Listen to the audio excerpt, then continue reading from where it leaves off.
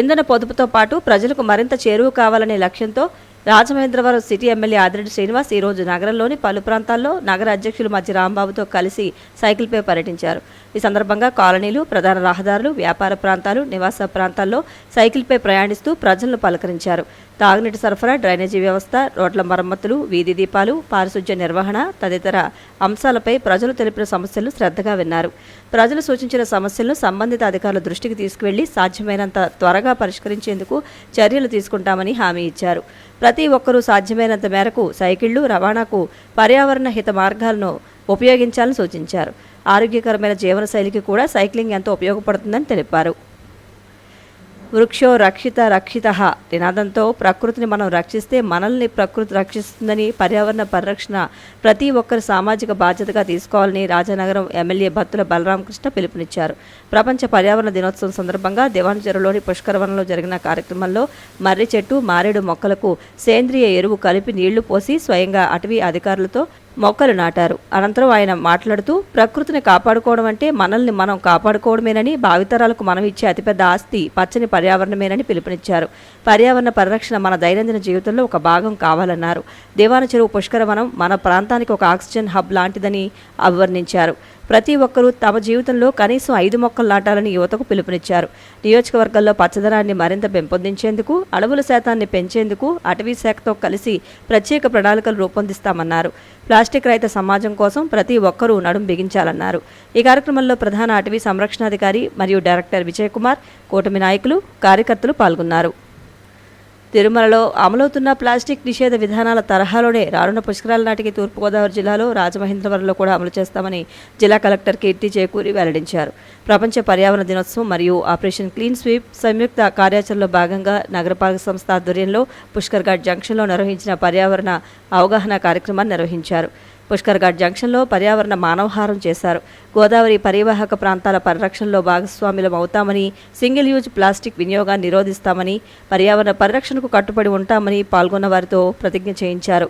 జిల్లా కలెక్టర్ కీర్తి చేకూరి, నగరపాలక సంస్థ కమిషనర్ రాహుల్ మీనా, ఎమ్మెల్యే ఆదిరెడ్డి శ్రీనివాస్ తదితరులు పాల్గొన్నారు. ఈ సందర్భంగా పర్యావరణ పరిరక్షణకు సంబంధించిన వివిధ స్టాళ్లను పరిశీలించి అనంతరం మానవహారం కార్యక్రమంలో భాగస్వామ్యం అయ్యి పూర్తి నింపారు. ఈ సందర్భంగా జిల్లా కలెక్టర్ కీర్తి చేకూరి మాట్లాడుతూ చిన్నప్పటి నుంచే పిల్లలకు క్లాత్ బ్యాగులు, పర్యావరణ హిత వాటర్ బాటిళ్ల వినియోగంపై అవగాహన కల్పించాల్సిన అవసరం ఉందన్నారు. సింగిల్ యూజ్ ప్లాస్టిక్ వల్ల పర్యావరణానికి, నదీ జలాలకు, డ్రైనేజ్ వ్యవస్థకు కలుగుతున్న నష్టాలపై ప్రజలు అవగాహన పెంపొందించుకోవాలని సూచించారు. ఇకపై అధికారులు హాజరయ్యే సమావేశాలకు ప్లాస్టిక్ బాటిల్స్ ఇవ్వరాదని, వీటి బదులు గాజు సీసాలు ఇవ్వాలని లేదా గాజు లేదా స్టీల్ గ్లాసుల్లో త్రాగునీటిని ఇవ్వాలని స్పష్టం చేశారు. రాజమహేంద్రవరం సిటీ ఎమ్మెల్యే ఆదిరెడ్డి శ్రీనివాస్ మాట్లాడుతూ మై ఘాట్ మై రెస్పాన్సిబిలిటీ కార్యక్రమం ద్వారా రాజమహేంద్రవరంలోని 14 ఘాట్ల రూపురేఖలు మారనున్నాయని విశ్వాసం వ్యక్తం చేశారు.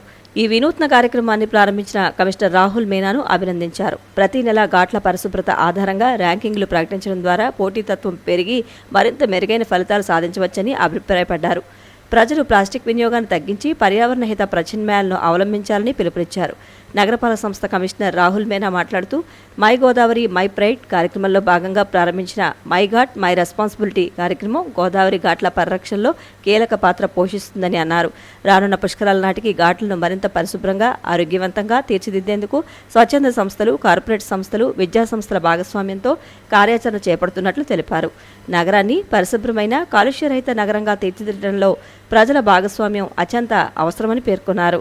అనంతరం కార్యక్రమానికి సంబంధించిన బ్రోచర్ను ముఖ్య అతిథులు ఆవిష్కరించారు. కార్యక్రమంలో secretary Sailajavalli, SC Rita, MHO వినూత్న, మేజర్ అబ్దుల్ మాలిక్, రెవెన్యూ అధికారి సిహెచ్ శ్రీనివాసరావు, వివిధ కార్పొరేషన్ల డైరెక్టర్లు, అధికారులు, సిబ్బంది పాల్గొన్నారు. తూర్పుగోదావరి జిల్లాలో పలు తహసీల్దార్లకు బదిలీ అయింది. 12 మంది డిప్యూటీ తహసీల్దార్లకు పదోన్నతులు కల్పించి తహసీల్దార్లుగా నియమిస్తూ ప్రభుత్వం ఉత్తర్వులు జారీ చేసింది. Rajamahendravaram urban tahsildar PH GR పాపారావును రంగంపేటకు బదిలీ చేశారు. ఆయన స్థానంలో పదోన్నతి పొందిన deputy tahsildar U Ranjith Kumar urban తహసీల్దార్గా నియమితులయ్యారు. పదోన్నతి పొందిన ఎన్విజి శేఖర్, పి సుబ్రహ్మణ్యంలను కలెక్టరేట్ సూపరింటెండెంట్లుగా నియమించారు. కడియం తహసీల్దార్గా ముంగర శ్రీనివాస్, ఎం సునీల్ కుమార్ స్థానంలో నియమితులయ్యారు. జిఏఎల్ఎస్ఏ దేవి స్థానంలో పదోన్నతి పొందిన సిహెచ్ దివ్యభారతి రాజానగరం తహసీల్దార్గా నియమితులయ్యారు. తహసీల్దార్గా పదోన్నతి పొందిన మొర్రపు సునీత కోరుకొండ తహసీల్దార్గా నియమితులయ్యారు.